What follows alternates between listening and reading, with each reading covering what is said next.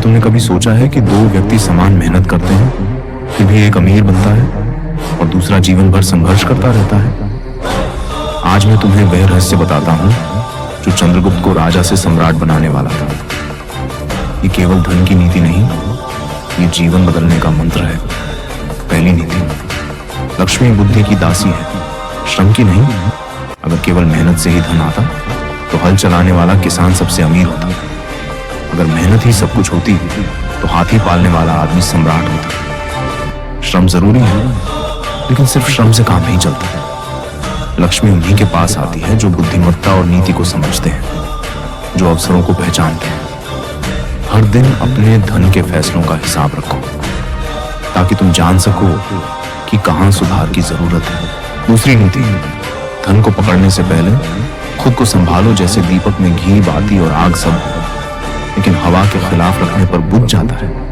वैसे ही मेहनत, धन और अवसर होने के बावजूद यदि तुम्हारे पास नीति नहीं है तो वे सब बेकार हो जाते हैं। धन से पहले संयम और चरित्र की जरूरत है। जो व्यक्ति धन आने से पहले ही गलत रास्ते पर चला जाता है, वो धन को स्थायी नहीं रख सकता। तीसरी नीति, धन खर्च करने की नीति कमाने से बड़ी होती है। धन कमाना एक कला है और उसे बचाना और बढ़ाना उससे भी महत्वपूर्ण है। जो अपनी सारी कमाई यूं ही खर्च कर देता है, वह धन का अपमान करता है। धन तब तक नहीं टिकता जब तक उसका सम्मान न किया जाए। धन का सम्मान तब होता है जब उसे समझदारी से इस्तेमाल किया जाए और दूसरों के लिए उपयोगी बनाया जाए। चौथी नीति, अवसर पहचानने वाला ही अमीर बनता है। अवसर खुद से नहीं आते, उन्हें पहचानना और पकड़ना पड़ता है। जो केवल काम में लगा रहे और सोच नहीं रहे, वही अवसर खो देता है। लक्ष्मी तब आती है जब तुम अवसर को पहचानते हो, न कि आलस्य के साथ बैठकर। पांचवी नीति, बुद्धि का निवेश सबसे बड़ा निवेश है।